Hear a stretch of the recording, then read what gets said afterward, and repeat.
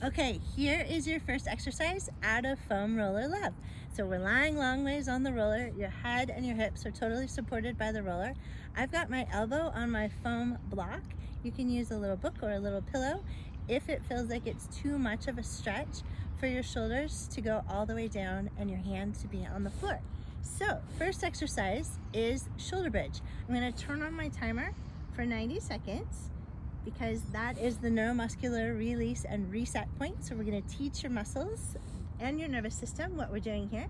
So you're gonna drive through your heels and lift your hips using those buns, those glute muscles, equally on both sides. If you feel one side working harder than the other, please shift a little more weight onto the side that isn't working as hard, because it's up to you to balance out those muscles. That's super important. They're not gonna naturally balance out on their own. You're always gonna go to where you're strong. So I'm feeling both glutes pretty equally, both hamstrings working.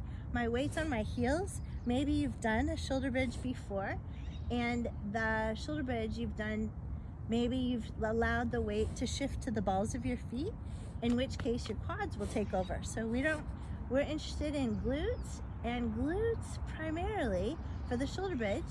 We've got 32 seconds here. I'm relaxing my shoulders as much as possible.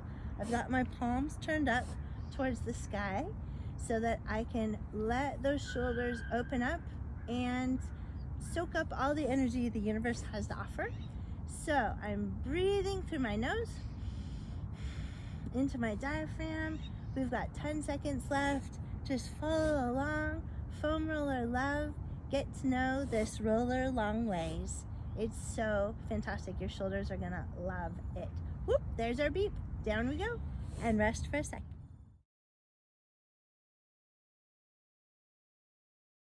Okay, second exercise for foam roller love, reverse presses. So it's the reverse of bench press. I'm gonna turn on my timer for 1.5 minutes, and I'm going to push my elbows down into the ground, or in this case, into the foam block. Here's what I'm trying to feel. I'm trying to feel the lower parts of the shoulder blades through here. Probably what I'll feel initially is the upper parts of my shoulder blades work instead. This is everybody's go-to. This is where all that neck and shoulder tightness is coming from. We've got to pull the workload out of this top part of the muscle, the trapezius muscle, and put it into the lower part of the shoulder blade. So you're gonna very gently press and release those elbows into the floor. You also could put your hands on your pecs right here, the chest muscle, and see if it's trying to contract. And if it is, that means your whole shoulder is coming forward. That's not gonna help, because that's pulling your shoulder in the opposite direction we want it to go. We want it to open up and back.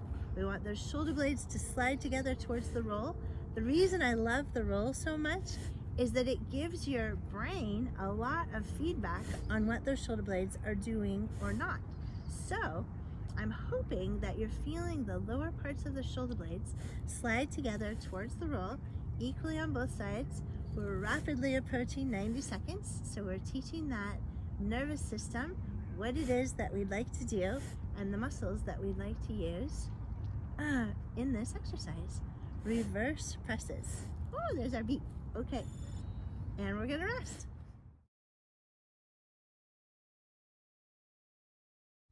All right, next exercise up is 1 foot shoulder bridge. I'm gonna turn on my 90-second timer, and I'm gonna cross my foot onto my knee, and that's just gonna rest there. Sometimes you'll feel a stretch through the inside of the thigh, sometimes you feel a stretch on the outside of the hip. That's all bonus, fantastic. Now you're gonna drive through, in my case right now, the left heel, and I'm gonna lift up, again using that glute and hamstring, and then I'm gonna come down. Whoa! And then sometimes there's a cramp. So we're gonna switch and do the other side. Be careful of those cramps. We're gonna switch. So now I'm gonna cross my left knee on my left foot on my right knee. Now I'm gonna drive through my right heel and lift up and back down. Try and keep your shoulders relaxed and make your hips do all the work. So I'm just gonna alternate sides for the entire 90 minutes. It's super interesting to pay attention to whether or not the left side is as strong and as balanced as the right side is, because if it isn't, then you can spend a couple more repetitions on the side that needs to, again, catch up. The whole goal is to make both sides of your body do the same amount of work. So if you're finding one side isn't feeling as strong or isn't feeling like the muscles are engaging as well, give it a couple more tries. And there's your 90 seconds. Perfect. 1 foot shoulder bridge.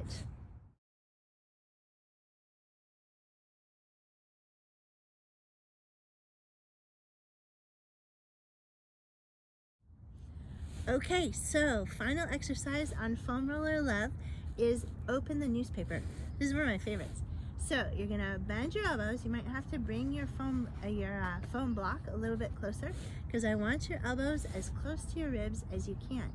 You're gonna make your little fists and open an imaginary newspaper across your belly. As you open that imaginary newspaper, turning on our 90-second timer, you're going to feel those shoulder blades slide together towards the roller.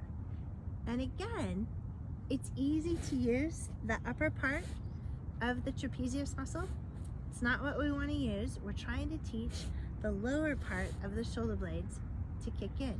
So see if the more you tuck your elbows in, if that helps you open your imaginary newspaper, and see if you can feel both of those shoulder blades slide towards your spine, slide towards the roller, and get a sensation of that motion happening, because we've got to distribute the workload up and down this trapezius muscle.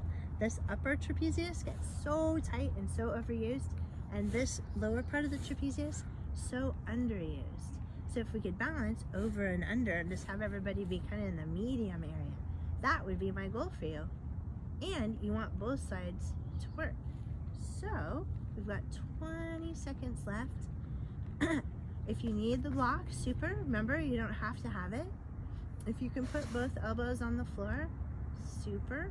You're just trying to keep those elbows tucked in towards the rib cage and on the ground, if at all possible. Good. There's your 90 seconds. Good job. Way to complete your first foam roller love. Now, here's the best part of lying long ways on the roller. You want to roll off the roll and just lie on the ground next to the roll, and that is the tunnel. That is my favorite part of the day, where it feels like the roller is still underneath me. Clearly it's not, but it feels like little elves have come along and dug a hole in the floor, and that's the magic of gravity coming down and helping your spine sort of wrap around this long cylinder of styrofoam. And that is some additional, again, secret bonus relaxation that you get out of the deal. So this helps your entire spine. Welcome to long roller, foam roller love.